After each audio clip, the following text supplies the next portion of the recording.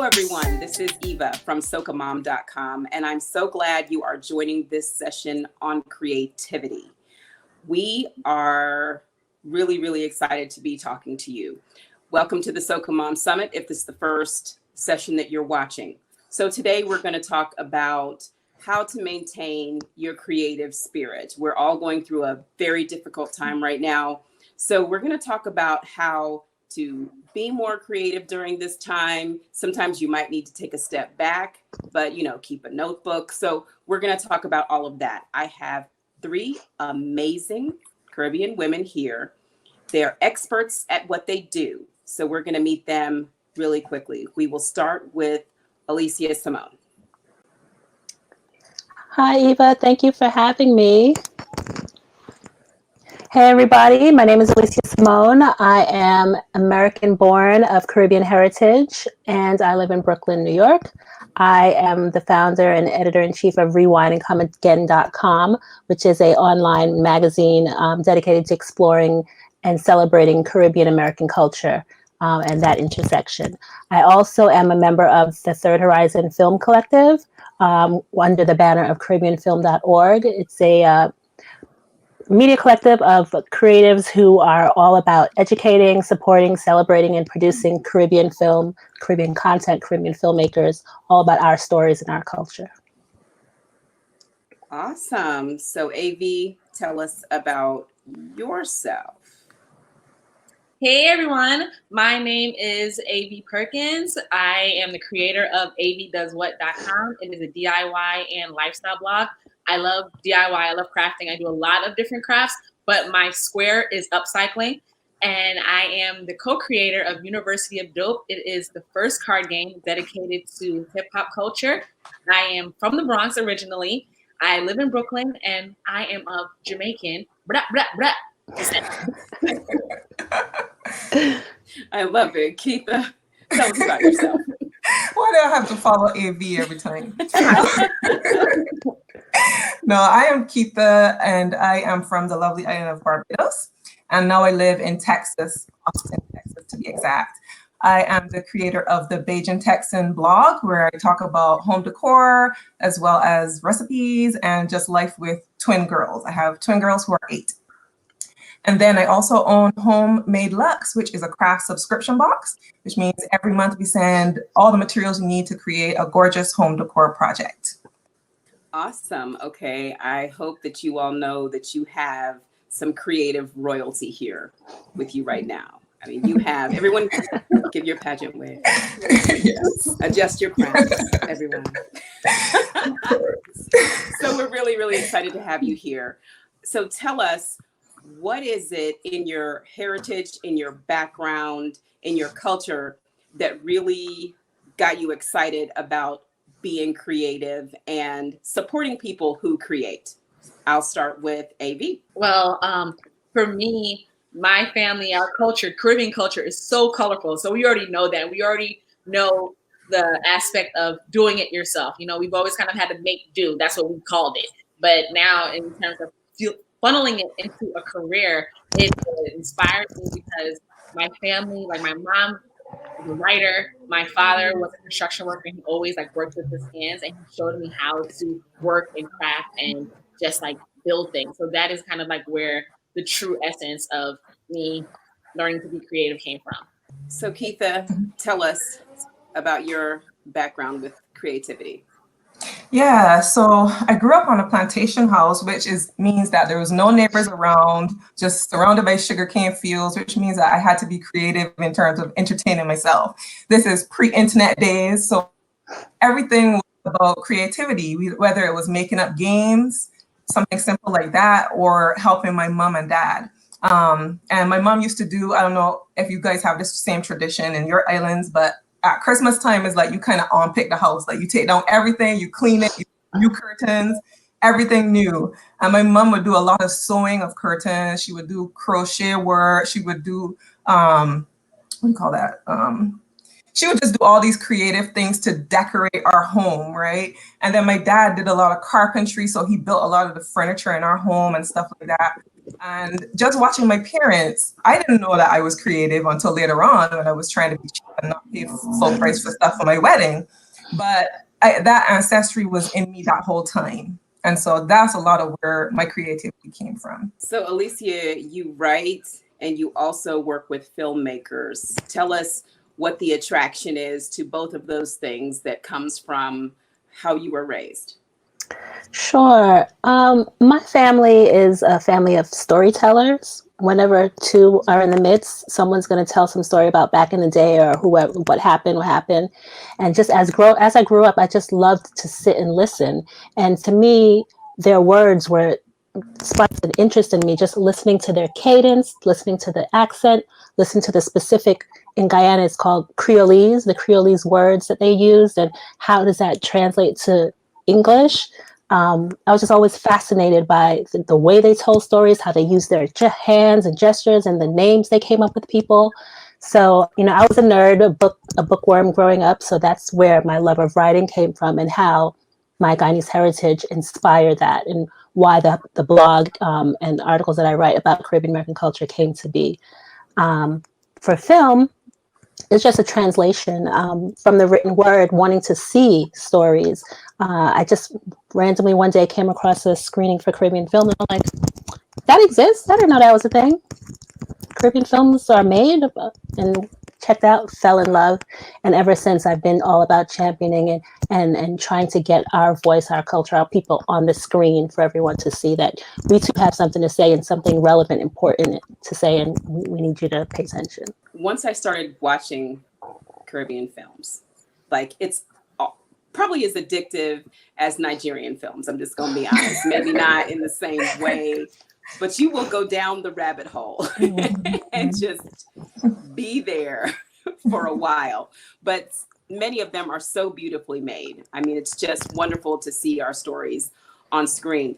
So my next question is, how do you stay inspired and how do you keep other people inspired? Because a lot of the things that all of you do is kind of letting people know what they can do, who they can be, what they can make, whether it's with their hands or with their cameras, what they can, what they can get done.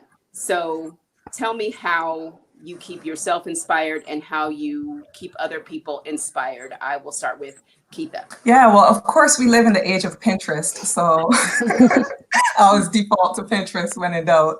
But yeah, for me, I'm always inspired by just walking through stores, walking around, looking at nature and seeing how I can use stuff that's around me.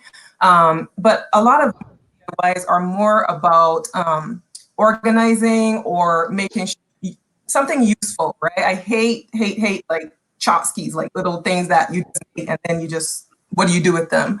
So a lot of my things are definitely meaningful. And that's how I craft and try to be creative, trying to think of different ways to do something that has been done before. So AV, you actually show people how to do it. You and Keitha both have tutorials and things on your YouTube pages to show people how to do things.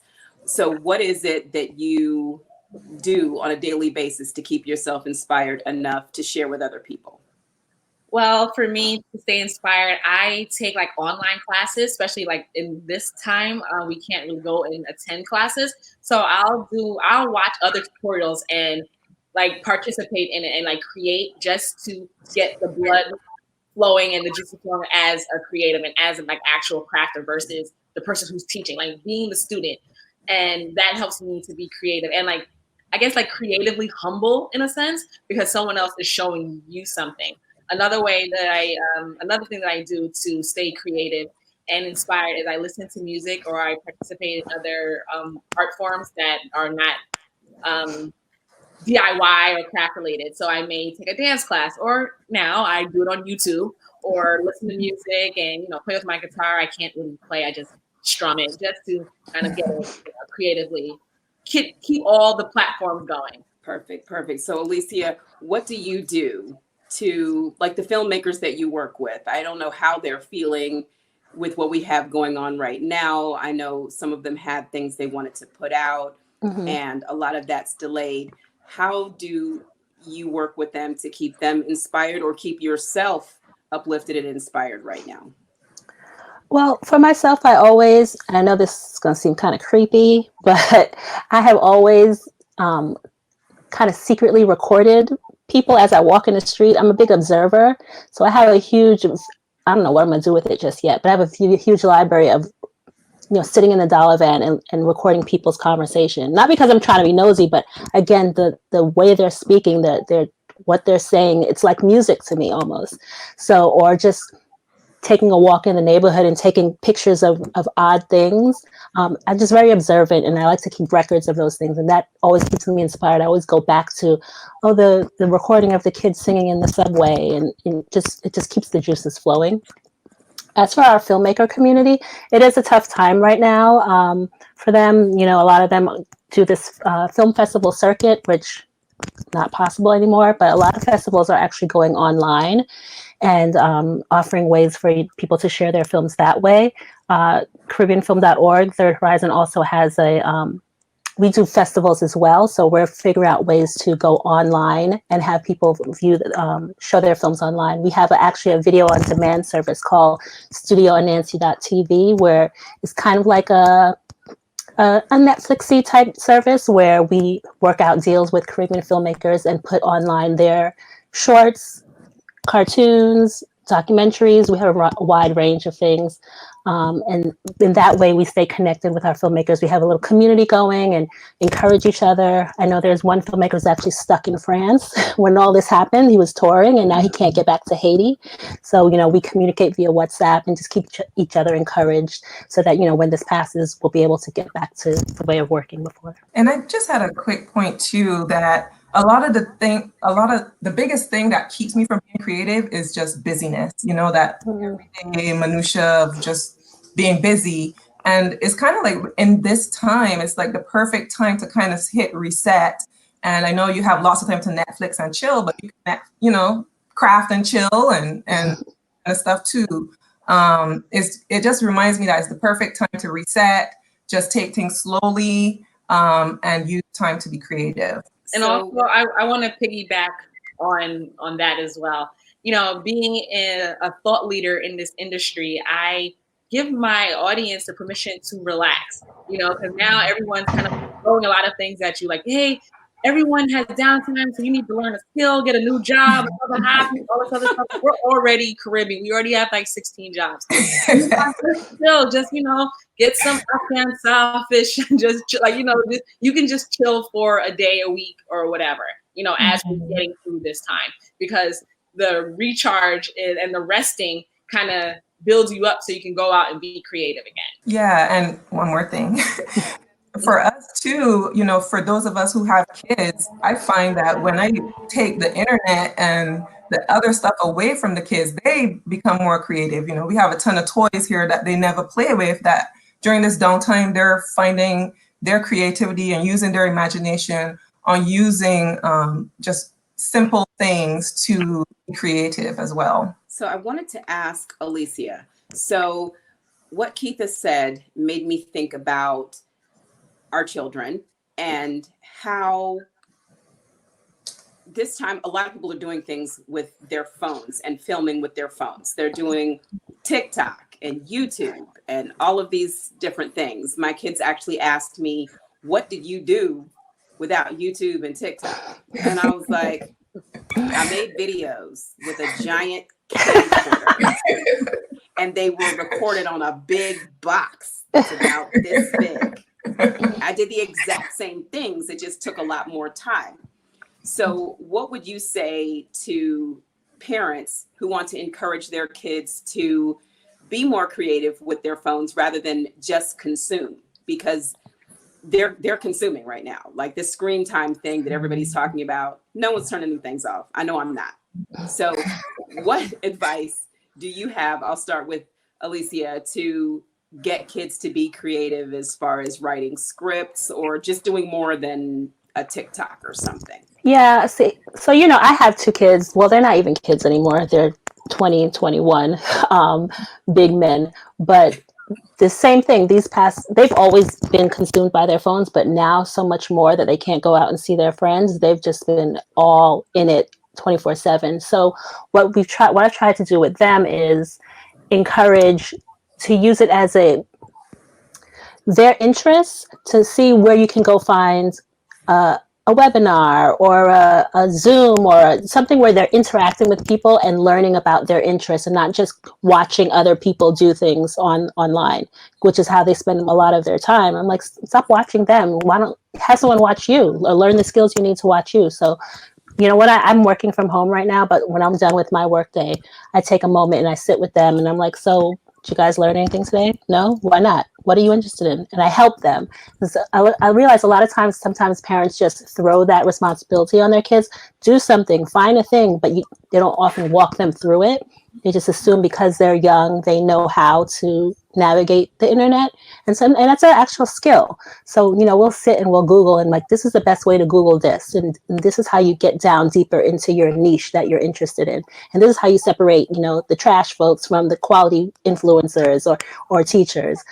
So taking that time to show them how to find the things they're interested in is part of it. That's how we've been spending our evenings. So I love that, getting them to learn how to do it and see, rather than just try to copy what somebody else is doing, because you get so many ideas in classes. That's me. I'll be doodling and drawing, sitting in a class, and the best ideas come to me that way.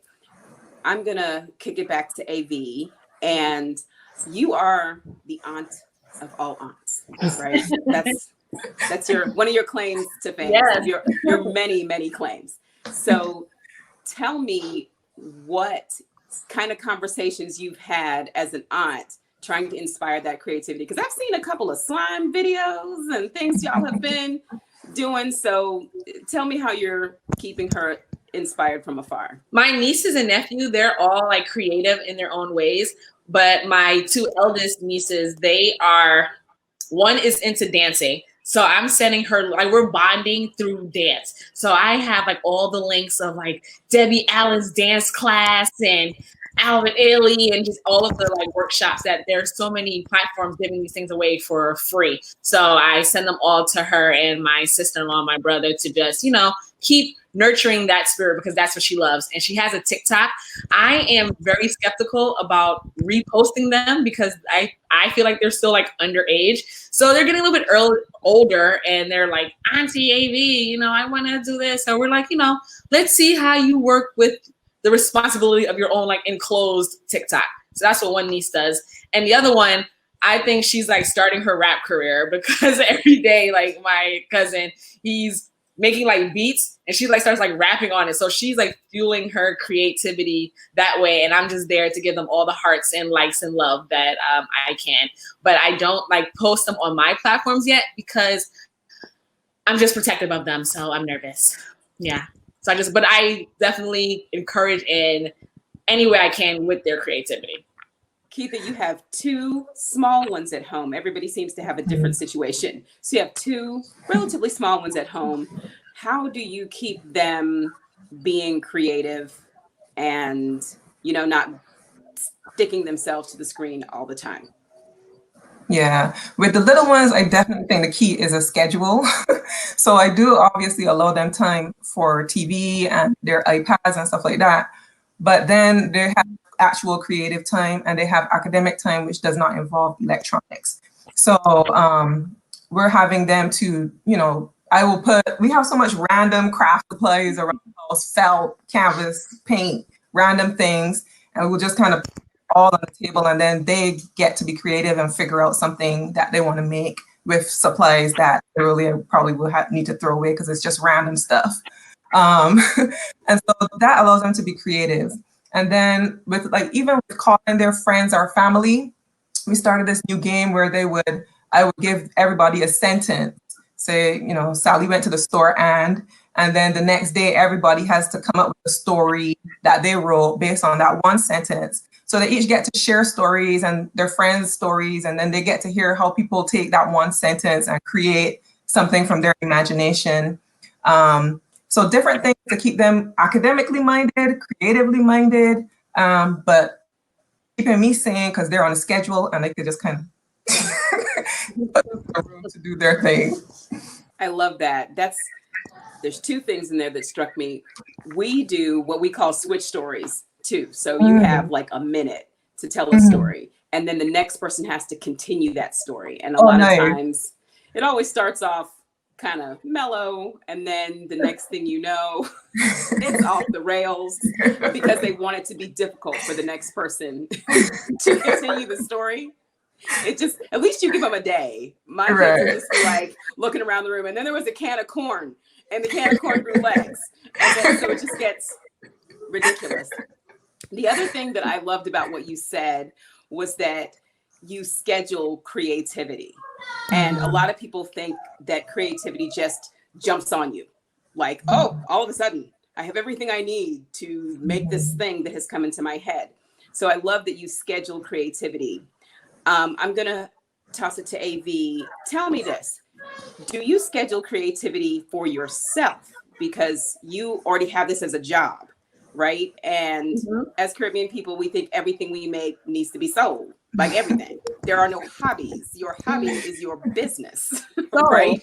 Yeah. So do you have any time that you just have for yourself, that you make something for yourself that doesn't go on a website, it doesn't go on Instagram, it's just your personal thing?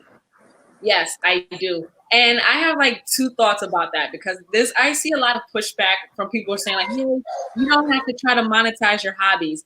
But unfortunately, we are in this society where a lot of people don't like their job. And if you don't like your job, I just think it behooves you to try to explore monetizing your hobby because you actually like it. Now, with that, you also should, we all should be growing and evolving and developing new hobbies regardless of whatever it is that you do. So with that, me going into DIY and crafting and that being my job, I do spend time to just make a craft, like just paint something really quickly or doodle something quickly. That's just to kind of like reset my mind. I also love cooking. So cooking, sometimes I put recipes on there, but not as much. I kind of like peeled back. So I'll show like the final product, but I am able to like fuel all of my creativity into something like that. And I love kayaking. I can't kayak now, but kayaking is something that I do that I'm not able to monetize. Not yet, because I want to make something. But yeah, those are like different hobbies I have to just, keep the juices flowing that I'm not monetizing. Kayaking and karaoke. I will never be able to monetize that because I can't sing.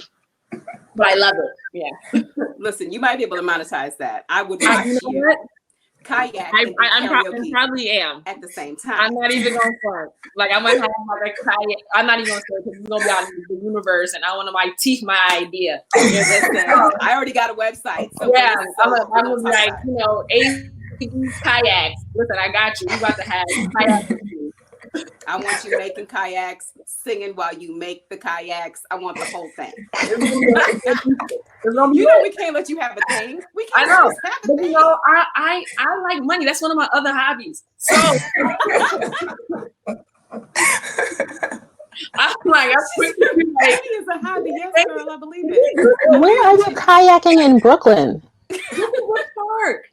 What? I go to Brooklyn. They do free kayaking. Girl, we got to go. I go through it. I'm like, I'm a kayaker. Like, I love it. I'm like, all right. As soon as they open outside, I'm going. Yeah, and they have all the boathouses in like the piers in the city. So you can go to downtown Boathouse, which is like near, like you get on like Canal Street. You can do that. And then there's something, they go all the way up to like all across the pier, all across the Hudson.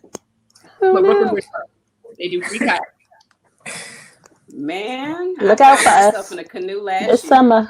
Did I kayak or was it a canoe? I can't even remember. But one way or another, I was on the water and I didn't need to be, but I did. I went out there. Books on it. I want a kayak, but I don't want like a huge one because I live in Brooklyn, so it's hard to transport it. But I want to go inflatable joints. It just yeah. See, that's that ingenuity. Yeah. So Alysia. Yes, ma'am. You're going to get the last question the last personal question of the night. How do you kind of take your own downtime and be creative? I know you write, but do you have like a journal or something like that you use to get your thoughts out, but they're just for you? I haven't journaled in a while. I actually have had fallen into a bit of a rut where, I'm working 9 to 5 and then I have all my projects, and I realized recently that I'm not enjoying them as I used to. So instead of journaling, what I do is, again, I fall back to language. I just love words. So I have this running list I've had for maybe 2 years that I continue. To me, it's relaxing. It's what I call words I learned on Twitter, is what I call it.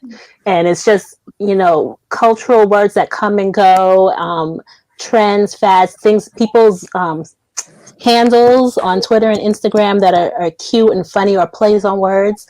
I just have this long running list, and I love going through them and just I'm just in awe of other people's creativity and how they come up with, in this, 10 characters, how they've made a play on words or a comment on some social thing happening.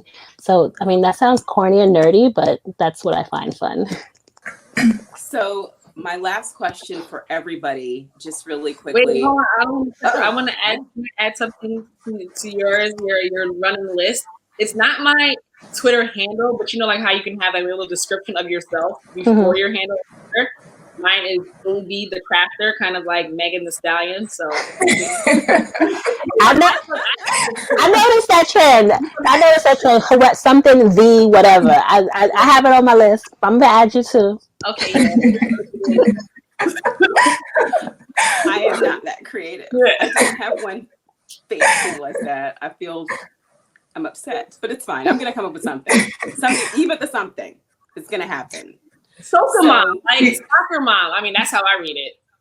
So I don't know if that was your intention when you created the platform, but that's how I always thought of it. Eva the mom.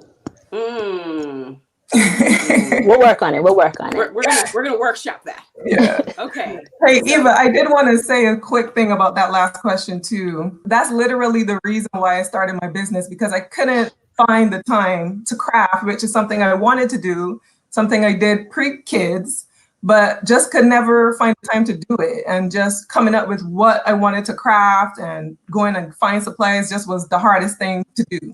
So that's how I came up with the craft subscription box. And that's the way I know that every month I'm gonna be able to be creative. I'm gonna tell you, when this thing hit, most people went and got toilet paper. Mm-hmm. Went and got canvases and paint. I got a bunch of mason jars. None of it goes together. Girl, we got a wood burning kit. What do we do with that? I don't even. What's that? Matches? Wood burning. It's like wood burning. Like there's a little.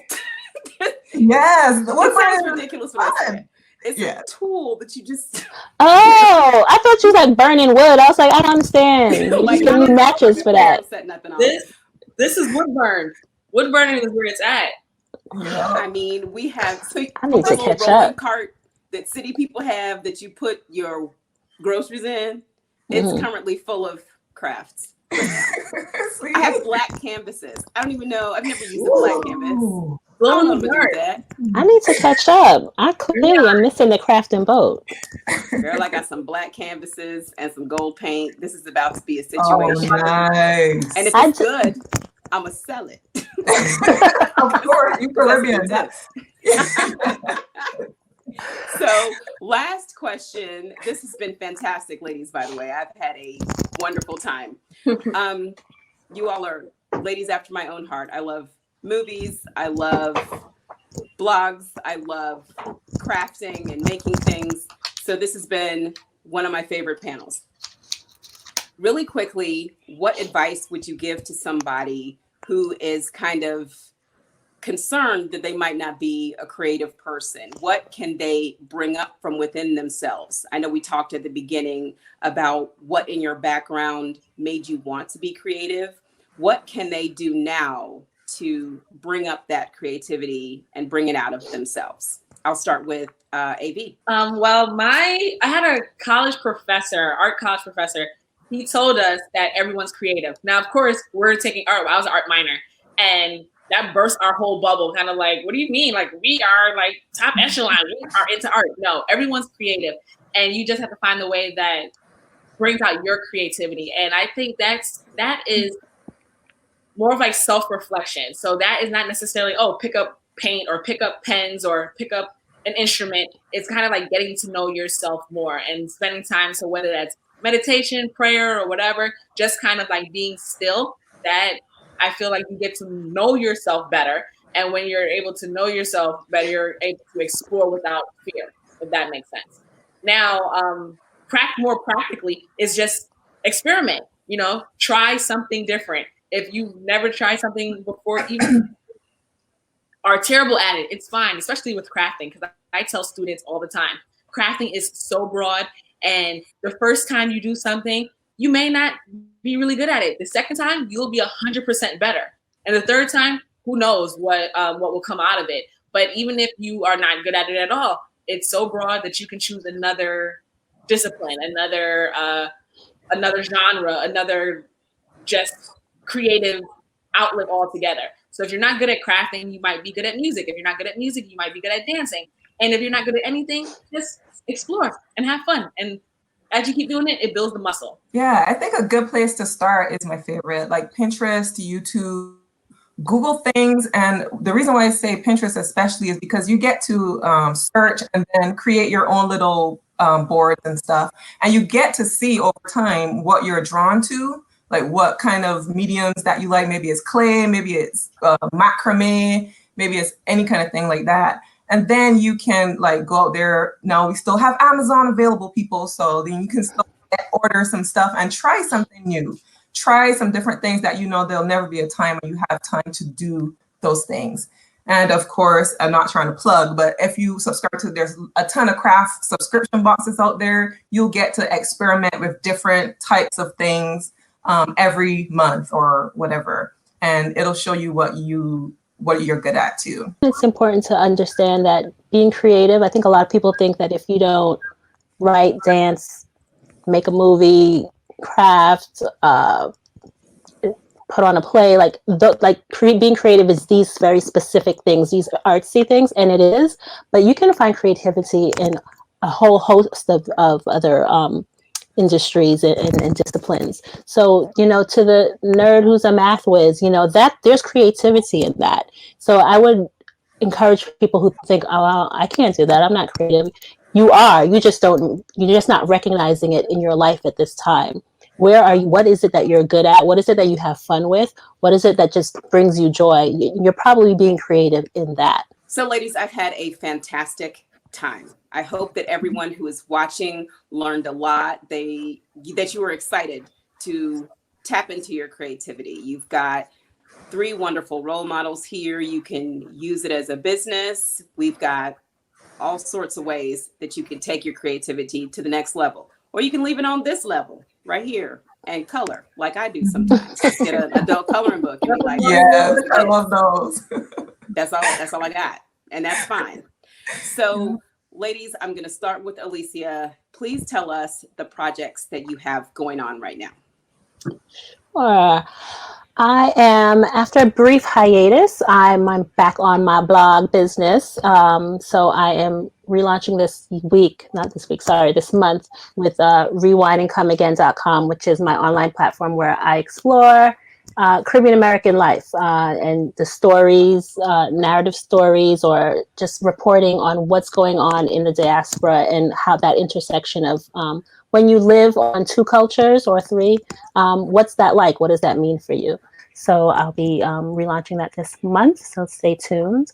And also Third Horizon, which is the media collective I'm a part of. CaribbeanFilm.org is our website home for now, but we, in better times before, global pandemic and all that, hosted screenings of Caribbean film here in New York and also around the country. We have our flagship festival, which is Third Horizon Film Festival, which is every February in Miami. So fingers crossed we can be doing that again next February.